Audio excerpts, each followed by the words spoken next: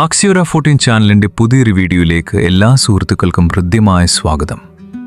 ഇന്നത്തെ വീഡിയോയിൽ നാം പരിശോധിക്കുന്നത് എങ്ങനെയാണ് ഡ്രോണുകൾ ലോകത്തിലെ ഏറ്റവും വലിയ ആയുധ വിപ്ലവമായി മാറിയത് എന്നതാണ്. വിഷയത്തിൻ്റെ വൈപുല്യം പരിഗണിച്ചും എന്നാൽ വീഡിയോയുടെ ദൈർഘ്യം കുറക്കാനുമായി ഈ വിഷയം ഒരു പരമ്പരയായി ചെയ്യാനാണ് ഉദ്ദേശിക്കുന്നത്. അതുകൊണ്ട് വിഷയത്തെക്കുറിച്ച് പൂർണ്ണമായ ധാരണ കിട്ടാൻ ദയവായി തുടർന്നുള്ള ഭാഗങ്ങളും കാണുക.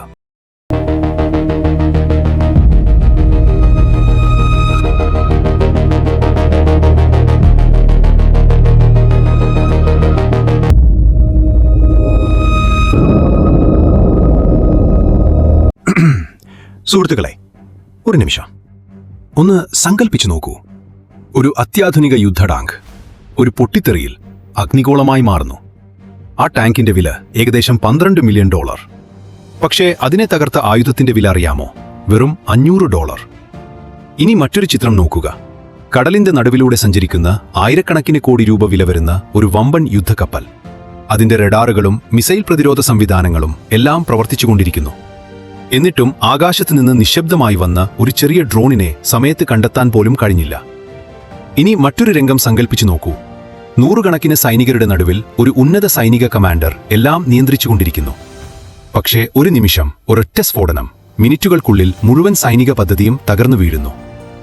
ഇന്നത്തെ യുദ്ധക്കളത്തിൽ ഏറ്റവും വലിയ ഭീഷണി ടാങ്കുകളല്ല, യുദ്ധവിമാനങ്ങളല്ല, മിസൈലുകളല്ല, ഡ്രോണുകളാണ്. പക്ഷേ ഈ ചെറിയ പറക്കുന്ന യന്ത്രങ്ങൾ ലോകത്തിലെ ഏറ്റവും ശക്തമായ സൈന്യങ്ങളെയും വിറപ്പിക്കുന്ന ആയുധങ്ങളായി മാറിയത് എങ്ങനെ? ആരാണ് ഇവയെ ആദ്യമായി വികസിപ്പിച്ചത്? എപ്പോഴാണ് യുദ്ധത്തിന്റെ നിയമങ്ങൾ മാറിയത്? അതിന്റെ അത്ഭുതകരമായ കഥയിലേക്കാണ് ഇന്ന് നമ്മൾ യാത്ര തുടങ്ങുന്നത്.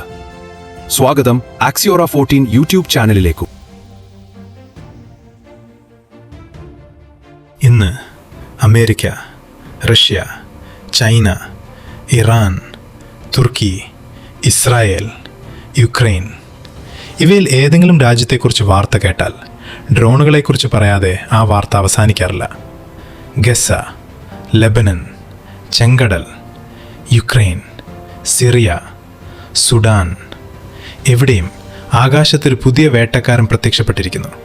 അത് വലിയ ശബ്ദമുണ്ടാക്കുന്ന യുദ്ധവിമാനമല്ല. പലപ്പോഴും അതിൻ്റെ ശബ്ദം പോലും കേൾക്കില്ല, കാണാനും പ്രയാസം. പക്ഷേ അത് ലക്ഷ്യത്തിലെത്തിയാൽ ഫലം വിനാശകരമായിരിക്കും. ഇന്ന് ഒരു രാജ്യത്തിന് ലോകശക്തിയാകാൻ ആയിരക്കണക്കിന് യുദ്ധവിമാനങ്ങൾ ആവശ്യമില്ല. ചില 1000 സ്മാർട്ട് ഡ്രോണുകൾ മതിയാകുന്ന കാലത്തേക്കാണ് ലോകം നീങ്ങുന്നത്. പക്ഷേ ഈ കഥ റഷ്യയിലോ യുക്രൈനിലോ അല്ലെങ്കിൽ ഇറാനിലോ ആരംഭിച്ച കഥയല്ല. ഇതിന് 100 വർഷത്തിലധികം പഴക്കമുണ്ട്. മനുഷ്യൻ ആകാശത്ത് പറക്കാൻ പഠിച്ച നിമിഷം മുതൽ ഒരു ചിന്ത ഉണ്ടായിരുന്നു. പൈലറ്റ് ഇല്ലാതെ ഒരു വിമാനത്തെ പറത്താൻ കഴിയുമോ? കാരണം യുദ്ധത്തിൽ ഏറ്റവും വിലപിടിപ്പുള്ളത് വിമാനമല്ല, പൈലറ്റാണ്. ഒരു പൈലറ്റിനെ പരിശീലിപ്പിക്കാൻ വർഷങ്ങൾ വേണ്ടിവരും. അവൻ കൊല്ലപ്പെട്ടാൽ ആ നഷ്ടം പണം കൊണ്ട് നികത്താനാവില്ല. അതുകൊണ്ട് ശത്രു രാജ്യത്തിൻ്റെ മുകളിൽ മനുഷ്യനെ അയക്കാതെ ഒരു യന്ത്രത്തെ അയക്കാൻ കഴിയുമോ? ഇതാണ് ഡ്രോണുകളുടെ ജനനത്തിന് പിന്നിലെ ആദ്യ ആശയം. 1903 റൈറ്റ് സഹോദരന്മാർ ആദ്യമായി നിയന്ത്രിത വിമാനം പറത്തുന്നു. ലോകം അത്ഭുതപ്പെടുന്നു. പക്ഷേ 5 വർഷം പോലും കഴിഞ്ഞില്ല, സൈനിക മേധാവികൾ ഒരു പുതിയ ചോദ്യം ചോദിച്ചു. ഇതിനെ മനുഷ്യനില്ലാതെ പറത്താൻ പറ്റുമോ? അന്ന് കമ്പ്യൂട്ടറുകളില്ല, GPS ഇല്ല, സാറ്റലൈറ്റ് ഇല്ല, റേഡിയോ നിയന്ത്രണ സംവിധാനങ്ങളും വളരെ പ്രാരംഭഘട്ടത്തിൽ മാത്രം. എന്നിട്ടും ആ ചിന്ത ലോകത്തിലെ പല രാജ്യങ്ങളിലും ജനിച്ചു തുടങ്ങി. 1914 ഒന്നാം ലോകമഹായുദ്ധം. ലക്ഷക്കണക്കിന് ആളുകൾ മരണപ്പെടുന്നു. ആ യുദ്ധകാലത്ത് ബ്രിട്ടനും അമേരിക്കയും പൈലറ്റില്ലാത്ത പറക്കുന്ന ആയുധങ്ങൾ വികസിപ്പിക്കാനുള്ള പരീക്ഷണങ്ങൾ ആരംഭിച്ചു. 1917 അമേരിക്കൻ സൈന്യം കെറ്ററിംഗ് ബഗ് എന്ന പേരിൽ ഒരു പരീക്ഷണ വിമാനമുണ്ടാക്കി. ഇത് ഇന്നത്തെ ഡ്രോണുകളെ പോലെ തിരിച്ചു വന്നിറങ്ങുന്ന യന്ത്രമായിരുന്നില്ല. മുൻകൂട്ടി നിശ്ചയിച്ച ദൂരത്തേക്ക് പറന്ന് സ്ഫോടക വസ്തുക്കളുമായി ലക്ഷ്യത്തിൽ പതിക്കാനായിരുന്നു രൂപകൽപ്പന. ഇത് വ്യാപകമായി യുദ്ധത്തിൽ ഉപയോഗിക്കപ്പെട്ടില്ല. എങ്കിലും ഒരു പുതിയ ആശയം ലോകത്തിനു മുന്നിൽ തുറന്നുകാട്ടി.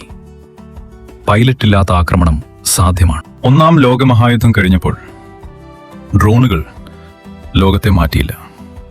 കാരണം സാങ്കേതിക വിദ്യ അതിനായി തയ്യാറായിരുന്നില്ല. റേഡിയോ നിയന്ത്രണം അത്യന്തം പരിമിതം, ബാറ്ററികൾ വളരെ ഭാരമുള്ളത്, ക്യാമറകൾ വലുതും ചെലവേറിയതും, കമ്പ്യൂട്ടറുകൾ ഇല്ല. അതുകൊണ്ട് അടുത്ത കുറച്ച് വർഷങ്ങൾ ഡ്രോണുകൾ പ്രധാനമായും പരീക്ഷണ പദ്ധതികളായി മാത്രം തുടർന്നു.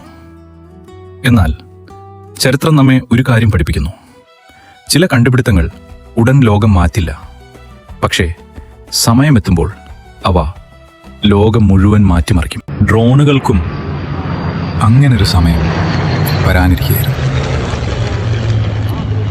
രണ്ടാം ലോകമഹായുദ്ധം ആരംഭിക്കുകയാണ്.